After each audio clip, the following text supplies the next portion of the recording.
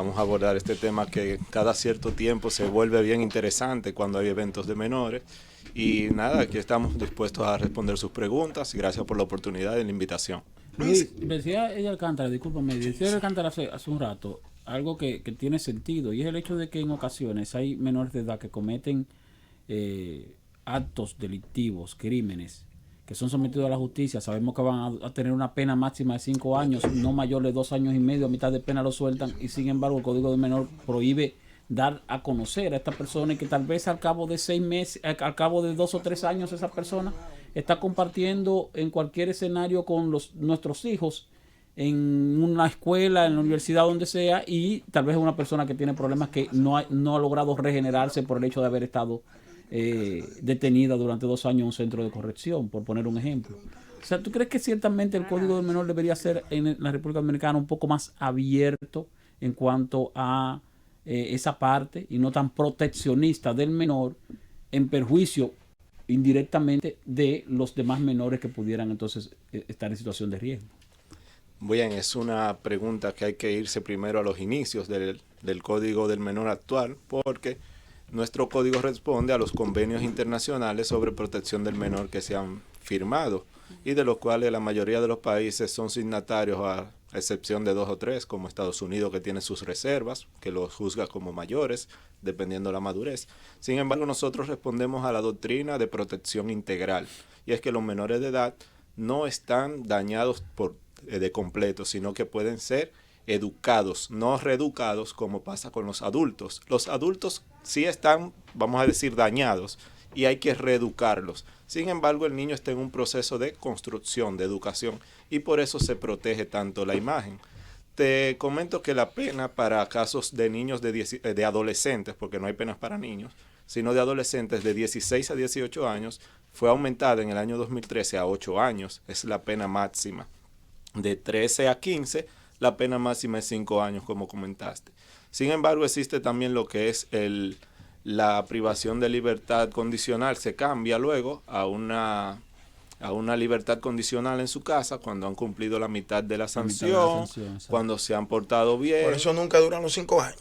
Sí, o sí, los duran 8. mucho, porque inclusive te voy a dar ¿Tú conoces algunos casos que hayan durado la pena cumplida en totalidad? Claro que sí. Yo trabajé en el Tribunal de Ejecución de Sanciones de Adolescentes Ok. y se hacía un proceso riguroso para ver si ciertamente ese buen comportamiento unido a otros factores le hacía una persona de favorecer con una libertad condicional. Porque había jóvenes que solicitaban la condicional porque le llegó la mitad del tiempo. Pero cuando uno se iba a los estudios que había realizado, principalmente a la intervención y presentación de la familia durante ese tiempo, porque si la familia no está presente, ¿a quién le vas a entregar a ese muchacho en libertad condicional? Se supone que está bajo la guarda del padre o la madre. Sin embargo, si no cumplían esos requisitos, tenían que cumplir la pena completa. Pero una pregunta, porque la etapa de madurez de un adolescente, con el tiempo se supone que ha ido variando. Primero por la apertura universal que hay, que permite que ellos tengan conocimiento más amplio de las cosas. Que la que existía anteriormente, cuando la aprobación del código y antes de la existencia del código. Ahora cualquier muchachito de 15 años conoce más y puede madurar más, inclusive con una persona que tenga 30 o 40 años. No ves tú como especialista en la materia la necesidad de que, independientemente de los tratados internacionales, la República Dominicana adopte un mecanismo que permita hacer más riguroso algunos temas específicos en cuanto a la comisión de algún hecho doloso de algún menor? Porque mira lo que yo estaba diciendo ahora, y discúlpame, ese muchacho ahorita no se lo pueden enseñar a nadie, ahorita se muda al lado de tu casa cuando salga de la cárcel y está haciendo causa común con tus hijos. ¿No me entiendes? Claro. Entonces, o sea, ¿no ves tú la necesidad de que haya que hacer esa modificación? Mira, si realmente se lleva el proceso de resocialización, como le llaman, del menor de edad, no hay que hacerlo. Nosotros trabajábamos con un centro de privación de libertad de adolescentes, donde el proceso se llevaba muy riguroso, o sea, por el libro, como dicen. Y el índice de reincidencia, yo te puedo decir que era un 0.01%. De todos los casos que manejamos, una sola vez una adolescente reincidió. Siempre cumplían y o sea, conocí casos que fueron abogados, que son contadores, que dedicaron su vida a seguir estudiando, hacer programas de reeducación. Claro, hay casos, y por eso quiero hablar específicamente de este caso que estamos tratando sobre el joven que ahogó a la otra adolescente. Hay casos que son adolescentes que no tienen, vamos a decir, forma de que se reeduquen o de que se vuelvan a entrar en un medio social. ¿Por qué? Porque el entorno que lo ha rodeado, por la situación familiar que llevan, por el lugar donde viven, por la falta de oportunidades. Y lamentablemente vi muchos casos que son muchachos, y le voy a poner el adjetivo, delincuentes. O sea, no tenían salvación y van a seguirlo siendo. A veces no tienen ni acta de nacimiento. Entonces, protegemos la identidad, ¿en qué forma? Porque ni siquiera sabemos cómo se llaman. No tienen acta de nacimiento, viven con un abuelo que los crió, que no están declarados, duermen en la calle, no tienen un lugar fijo. Entonces, a veces es una exposición que no podemos controlar 100%. Sí, y ahí es un consejo a los padres, uno tiene que estar atento con quién se junta a sus hijos, dónde se desarrolla, en qué medio se desenvuelve, porque ahí es que yo creo que empieza la falla en un adolescente. Y no hacía en ese caso tú como José Esteban, Yulisa. O sea, no existía algún mecanismo, algún departamento que se preocupara por saber el entorno en el que se estaba educando ese muchacho que cometió ese hecho. Para saber que cuando viene a ver el niño cayó en una situación, pero cuando vienen los papás, tiene un antecedente criminal, que no hay nada que tú puedes decir, bueno, pero no fue un error, es que eso es lo que está viendo permanentemente. Mira, hay debilidad realmente en el sistema porque el mismo Código del Menor dice que por el solo rumor de que un menor de edad está en peligro, la Fiscalía y CONANI debe actuar, pero lamentablemente ¿funciona de esa manera? Sabemos que no. Hay una línea vida que recibe denuncias anónimas, pero hay veces que la denuncia no es muy seria o no hay quien se haga cargo de ese menor de edad. Y nada, se deja pasar. La situación es compleja. Sí, se deja pasar. Mire, yo te puedo decir a honestidad, de la mayoría de los casos que manejé cuando trabajaba en este tribunal de menores de edad, la familia era disfuncional. O lo criaba un abuelo, o faltaba el padre, o había un padre o una madre alcohólica, o usaban sustancias, o estaban en delitos. O vendían también. O los mandaban a vender. Muchos padres conocen el código y, por ejemplo, saben que un menor de edad de 12 años no puede ser sometido a prisión, sino que solamente a programas de reeducación, orientación. Lo ponen no pueden ser sometidos a juicio, en pocas palabras. Entonces, ¿qué pasa? Un padre que está en el narcotráfico, en el microtráfico, usa a los niños de mulita, los manda con la droga a los diferentes sitios, y el menor de edad lamentablemente no puede ser, claro, al padre sí se le puede quitar la autoridad parental y puede ser sometido por utilizar menores de edad en crímenes y delitos. Sin embargo, esos son casos que habría que meterse al lugar y darle seguimiento y controlarlo. Es un caso complejo. Bueno, y si de perseguir y ver, asegurarse que ciertamente la droga salió del entorno del papá, hacer las averiguaciones correspondientes, conseguir las pruebas de que él vende eso para poder someter al papá. Claro. Ese es el tema. Y eso es el típico caso de que uno, porque también, yo recuerdo que cuando muchachos decían de que mira, desde chiquito ese muchacho como que pintaba lo que iba a hacer. Porque que cuando una madre daba luz, el muchachito duraba 9 días, era que duraba, Yulisa, para abrir los ojos. Ahora no, ahora nacen con un celular. Sí. Entonces, o sea, no se da el caso que haya una política de identificar si tiene algún comportamiento de origen, no voy a decir, porque uno no sabe, ¿tú me entiendes? Pero antes se decía, mira, se sabe lo que va a hacer, vamos a ver. O sea, no hay nada de eso. Eso sería volver a la teoría del Lombroso y el criminal Ese es el Lombroso, nato. el criminal nato. Exacto. No podríamos juzgar a un menor. No, para ser Lombroso yo soy un criminal. Exactamente, según tu aspecto físico, ciertamente. Pero no podemos juzgar. Además está la presunción de inocencia, que es de rango constitucional y convenios internacionales. Lo que pasa es que, como te digo, los jóvenes, los niños, niñas, adolescentes son esponjas y van a ser moldeados según nosotros los criemos. Entonces, estigmatizar ya a un menor de edad en ese sentido sería hasta troncharle su futuro sin ni siquiera haberle dado la oportunidad.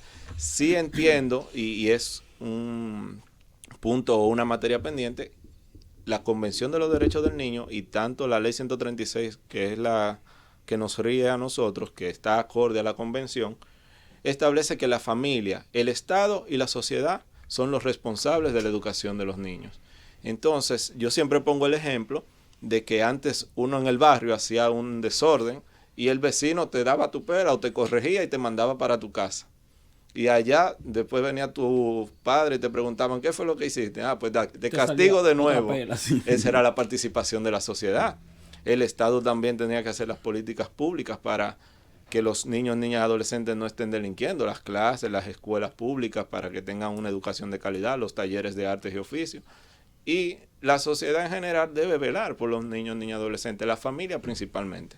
La familia es la gran responsable de la educación de sus hijos. Tenemos una debilidad entonces preventiva y también tenemos una debilidad a la posteridad, o sea, hacia lo posterior. Y me propongo, por ejemplo, el caso que fue muy sonoro en su momento de las niñas, y se mencionó ayer aquí, de las niñas que se prestaban para asesinar taxistas en horas de la noche. Eran menores de edad, se hizo el juicio, se televisó, y recuerdo que cuando salió la condena, algunas de ellas salían diciendo, no importa, yo en 2 años voy a salir, en 2 años voy a salir. Hoy día esas niñas, esas muchachas están fuera, pero sin embargo no sabemos qué están haciendo, no sabemos si se regeneraron. Tú dices de lo que mataron a los taxistas. La que Sí. mataban No al hay taxista preso y se otra fue. vez. No, pero si te digo Por el mismo hecho, hay preso de nuevo, pero ya siendo mayores de edad. Salen de la cárcel y no sabemos entonces posteriormente qué pasa con esas personas que salen, si salen regenerados, si no salen regenerados, si vuelven a delinquir, si no vuelven a delinquir. Por eso hablo de una debilidad entonces de la prevención y una debilidad también de la continuación una vez concluye la pena. Aún así, tú defiendes el Código del Menor tal cual está. Mira, lo que pasa es que la debilidad va a venir si no se hace el programa de educación del menor de edad en base a la ley 136 que habla de los programas de reeducación mientras estén privados de libertad, a las directrices de RIA que son normas que hay que cumplir mientras los adolescentes están privados de libertad, a las reglas de La Habana, a las reglas de Beijing, que son instrumentos internacionales que dicen cómo deben ser tratados los menores de edad cuando están privados de libertad para que no vuelvan. Y te digo que cuando se ha hecho el proceso así, no delinquen nuevamente. Pero si no se hace, tenemos, como tú dices, el riesgo de que van a volver a cometer el delito y tenemos también el riesgo de que como no sabemos quiénes son, no podemos acusarlos de la reincidencia, pero ya son mayores de edad, ya las penas van a ser mayores para ellos. Sin embargo, te puedo dar un ejemplo. En el año 94, la pena máxima para un menor de edad era 2 años. En el año 2003, ya 9 años después, se aumentan las penas a 5 años. A 3 y 5 años. Y ahora en el año 2013 pareciera que tenemos rangos de 10, 11 años para aumentar la pena de los menores de edad. Aumentan a 8 y los delitos en los adolescentes siguen ocurriendo. Entonces el problema no está en la sanción. El problema estaría en la educación. Por ejemplo, todos sabemos... Una combinación. Sí, el problema es complejo y por eso la solución es compleja. Sin embargo, todos sabemos que no pueden haber menores de edad en una piscina sin supervisión.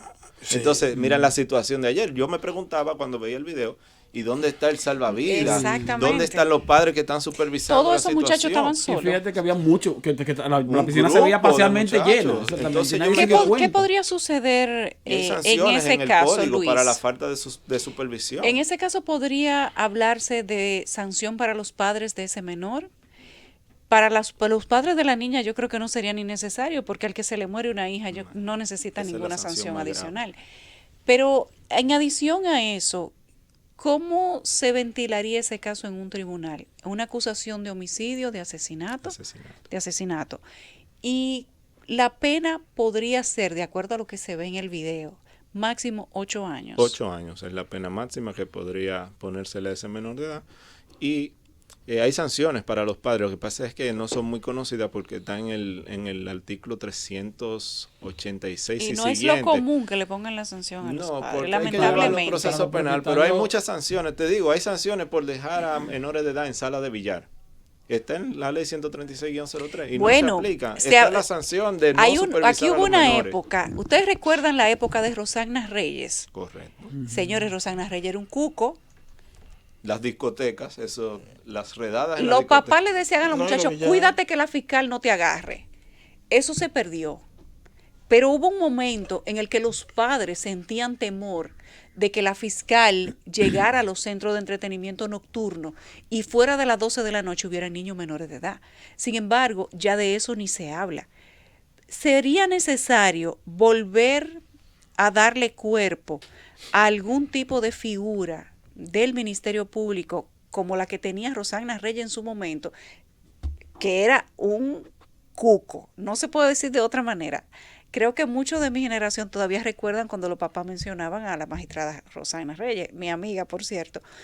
Podría ser que se piense nuevamente en volver a hacer allanamientos, que el fiscal de NNA visite centros nocturnos aquí, donde quiera que esté su jurisdicción, y que los padres vuelvan a sentir que hay una autoridad pendiente de que se cumplan las normas en cuanto a la supervisión y cuidado de los adolescentes. Pero eso tú me lo vas a contestar tras la pausa.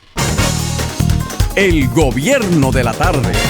Son las 5:51. El abogado Luis Tolentino, especialista en Derecho de Familia y además miembro de la Asociación de Abogados de Derecho de Familia, está con nosotros. Luis, el daño social causado en todos los casos que involucran menor. En la pausa comentábamos que el caso de Emily Peguero fue un caso que conmocionó y sigue conmocionando todavía a la sociedad completa. El caso del niño Jenna Saibar, nosotros no vamos a poder olvidar nunca. Inclusive eso tal vez será anécdota negativa para nuestros nietos, cómo sucedió ese crimen y cómo se llevó ese juicio. Lo mismo ha pasado con otros infantes. ¿Qué pasa cuando la sociedad se consterna, sea por un tiempo prolongado o no? Y en contrario, cuando no se consterna la sociedad, se le da medios de comunicación, pero no lo suficiente, y no se llega a ser un escándalo. ¿Cómo se mide el daño social causado? Sí, básicamente el daño social actualmente se mide mucho por las redes sociales. En el caso Jenna fue un caso horrendo, pero no, si hubiera las redes que hay ahora, todavía estarían dando retweet. Estuviéramos hablando de eso, exactamente. Hablamos, pero no en la misma dimensión.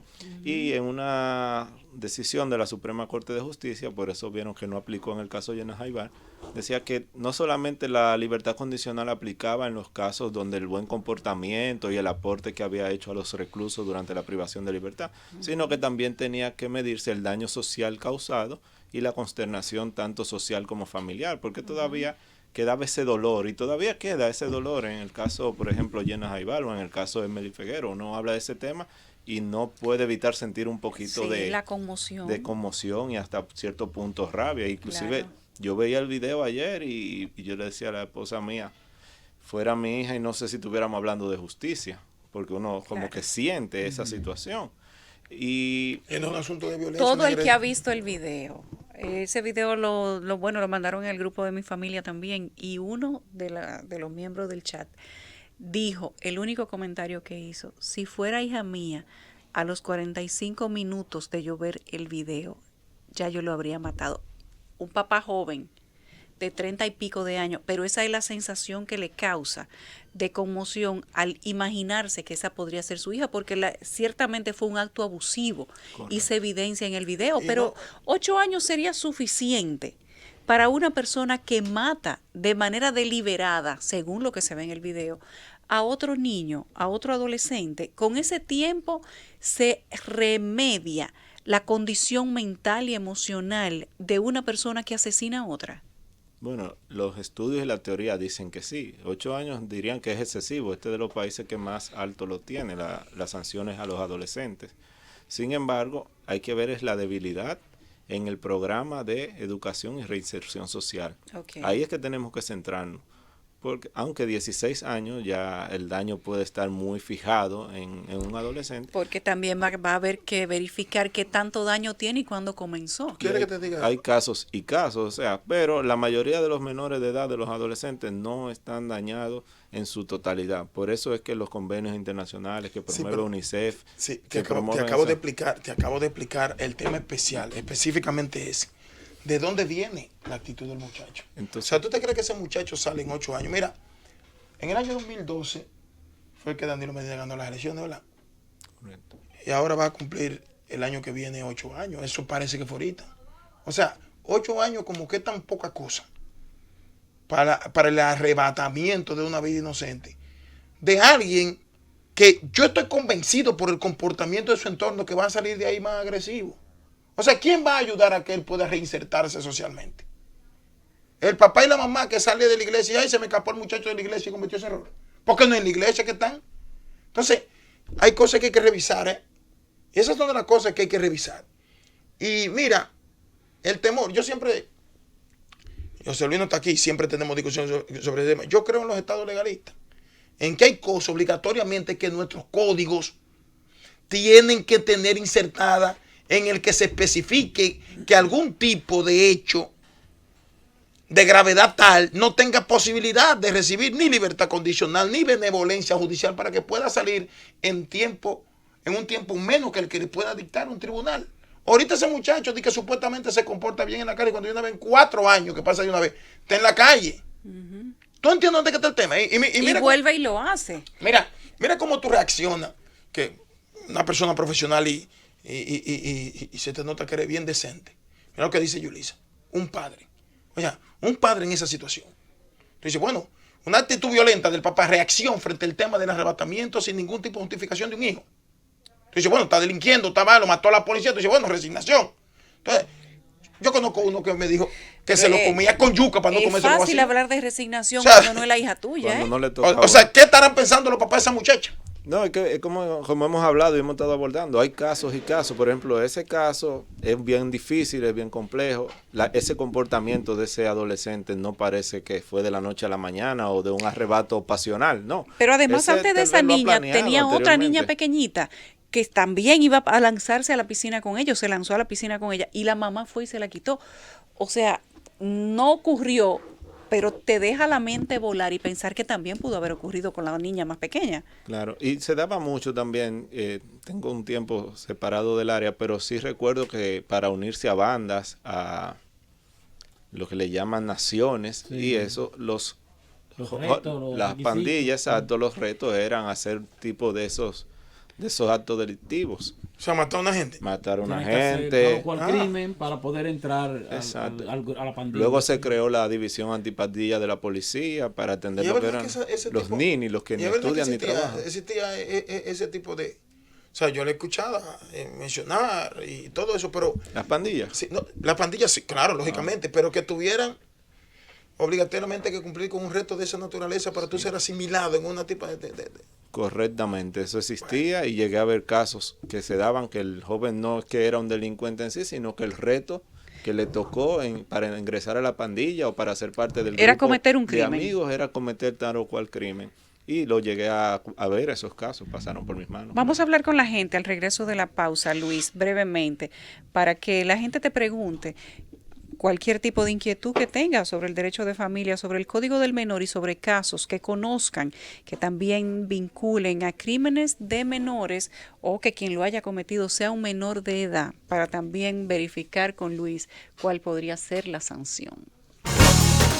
El Gobierno de la Tarde. Continuamos en el Gobierno de la Tarde, son las 6:01. Luis Tolentino, especialista en Derecho de Familia, está con nosotros. Luis, vamos a abrirte los teléfonos para que la gente te haga preguntas al respecto. Nosotros no podemos sentirnos más indignados de lo que estamos, ya con cada uno de los casos que hemos mencionado, específicamente el caso de la niña que un joven de 16 años la ahoga en una piscina pública. Se le sube arriba, la empuja 2 veces adentro del agua. Ella trataba de salirse de la piscina y él volvía y la empujaba y finalmente se le sube arriba hasta que la ahoga. El joven ha sido, digamos que recluido por 1 mes de prisión preventiva. Vamos a ver cuál va a ser la condena que le dictará el juez, pero sin duda que en ningún caso la condena para el homicida no es consuelo necesariamente para la familia, porque no le va a devolver a su ser querido. Luis Tolentino, especialista en Derecho de Familia. Hablamos hoy del Código del Menor. Buenas tardes. Sí. Adelante. Nada, eso es un código, eso es un traje de delincuente hecho a la medida, lo que han hecho con ese código el diablo. Yo no sé quién fue que inventó esa desgracia aquí en este país. El que inventó eso es un delincuente, el que inventó ese código. Los congresistas fueron los que lo sometieron y lo aprobaron. Buenas tardes. Sí, buenas. Adelante. Sí, yo lo que entiendo es que ese joven debe ser juzgado como adulto, porque ese es un asesino, ese muchacho. Si esa niña hubiese sido hijo mía, ese no hace ni un día preso, hace. Sí, hay una situación, las personas se identifican más con el sistema anglosajón que tiene su reserva para juzgar a los jóvenes como adultos según el grado de madurez. Sin embargo, nosotros no tenemos ese sistema, tenemos que ajustarnos a las leyes que tenemos. Siguiente llamada, buenas tardes. Hablamos del Código del Menor. Es lo bueno. Hola, buenas tardes. Una pregunta. Después que el joven hace el suceso, ¿cómo es que va al velorio? O sea, ¿no lo arresta? ¿Qué pasó ahí? ¿Qué pasó con ese joven? No, porque no se sabía. La policía es que revisa el video después y va y busca al muchacho detenido, pero mientras, yo creo que ni él sabía que había una cámara grabando. Él, digamos que en su interés medio patológico, como han hecho muchos otros, el caso del niño Llena Saibar, el primo que lo asesina, también se involucra en la búsqueda del niño y lo llora y se pone malo en el velorio y todo lo demás, que es también una característica de ciertas condiciones psicópatas. Correcto, se acercan, hasta tratan de disuadir. Claro, así es una forma de que no sospechen en principio. Bueno, el caso de esta señora Ana Julia Quesada en España, sí. Recuerden que ella ayudó a buscar el niño y lo tenía enterrado ella misma. Y si no es porque la policía le pone vigilancia porque la encontraba sospechosa, hoy probablemente se estaría culpando al padre porque ella estaba buscando la manera de implantar la ropa del niño cerca de la casa del papá para vincularlo al crimen. Hay mentes retorcidas, pero muy retorcidas. Correcto. Hola, buenas tardes. Sí, buenas tardes. Adelante, Luis Tolentino, Código del Menor. Ese muchacho que ahogó a esa niña. Sí. Yo quisiera echarle mano, yo. Que yo soy que lo voy a jugar. ¿Y qué usted le haría? Madre, ¿Y qué usted le haría, amigo? Hola, buenas tardes. Hola, buenas tardes. Adelante. Buenas tardes. Sí, adelante, le escuchamos. Sí. Para mí ese muchacho practicaba ritos satánicos porque solamente una persona poseída por el demonio puede hacer una cosa semejante.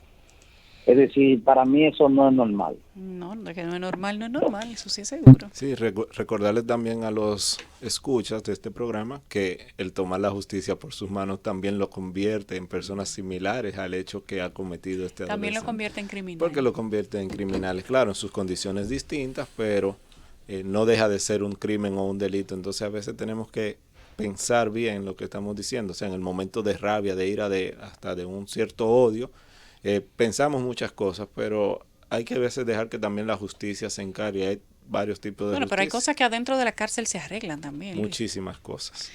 Buenas tardes. Buenas tardes. Adelante. Elisa, ¿cómo está? Hola, bien, gracias. Un saludo al distinguido señor que está con usted. Gracias. Con relación al tema, yo quería opinar, es que yo me crié y yo no tuve la oportunidad. Y yo creo que la educación tiene que estar molesta, porque yo no eché para la izquierda. Y yo tengo 40 años aquí en la ciudad y nunca he hecho lo mal hecho, ni he pensado hacer lo mal hecho. Y, óigame, lo que se está dando aquí en estos tiempos, esto no tiene parangón. Yo creo que eso tiene que cambiarlo, ese código. Y que estos muchachos, aunque en aquellos tiempos cuando yo me crié, se usaba la baqueta y la pela. Cuando a mí me mandaban a achicar la vaca a las 3 de la tarde y yo no iba a esa hora, óigame, esa era la de no temener.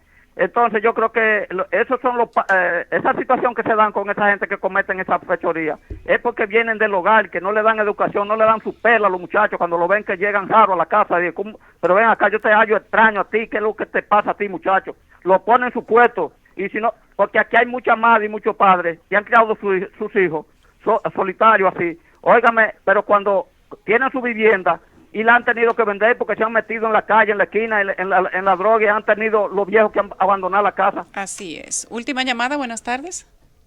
Buenas tardes, distinguida, ¿cómo están por allá? Hola, bien, gracias. Con relación al código, señores, vivimos en un país donde la violencia se está apoderando. Esto es como si no hubiera régimen de consecuencia, en verdad no lo hay en este país. Entonces, necesitamos un nuevo código que juzguen por sus hechos, señores. Menor es menor, pero hay menores, señores, que tienen la mentalidad de diabólica. Bueno, Luis, finalmente, ¿qué se recomienda frente a tantos hechos de violencia que involucran adolescentes? Sí, primero, con este punto que hablaba la última llamada, recordar que no se hacen leyes para la particularidad, sino para la colectividad. Es una excepción, no nos podemos convertirla en regla. Sí hay que tener cuidado cuando pedimos aumentos de las penas, porque como les he dicho, se ha ido aumentando cada 10 años, va aumentando y siguen los niveles de delincuencia y hasta crímenes más atroces. Yo creo que es un asunto más de educación familiar. Como le dije, mi experiencia me dice que son familias que no funcionan, que no tienen padre, madre, que cría un abuelo y lamentablemente o que tienen padre y madre pero no son padres funcionales, que no están supervisando a sus hijos, que no cuidan. Por ejemplo, alguien que llamó que dijo algo muy cierto, o sea, no llegaba a su casa con algo que no era de uno y que no tenía posibilidad de adquirirlo y te lo mandaban a devolver de donde lo trajiste o explicar con lujo de detalles quién te lo otorgó. Entonces hay que pensar más en lo que tenemos que hacer como padres, hay que trabajar más en esos centros de reeducación de menores de edad para que los programas, los que se equivocan, que son los menos, puedan salir reeducados, resocializados y poderse insertar de nuevo en la sociedad, y tratar de que tanto la familia, el Estado y la sociedad, como manda la convención y como manda la misma ley, sean los actores principales de la educación de los niños, niñas y adolescentes. Gracias, Luis. ¿Cómo te sigue la gente si quisiera conversar contigo? En mis redes sociales, L Tolentino S, estoy en Instagram y en Twitter, y también la oficina de abogados, CRT Abogados RD en Instagram.